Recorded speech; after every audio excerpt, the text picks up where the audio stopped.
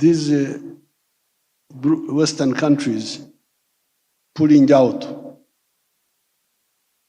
This is not a problem. If they want to pull out, they pull out.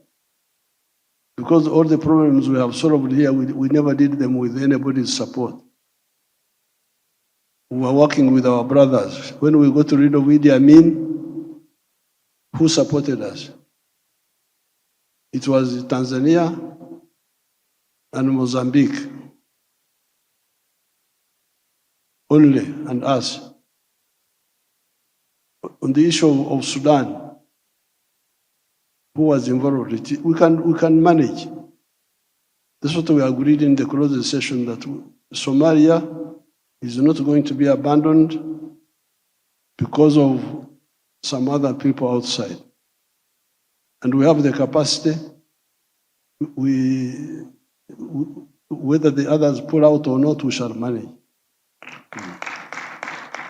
Download the app on App Store or Google Play Store now. Vision Digital Experience, the future of media.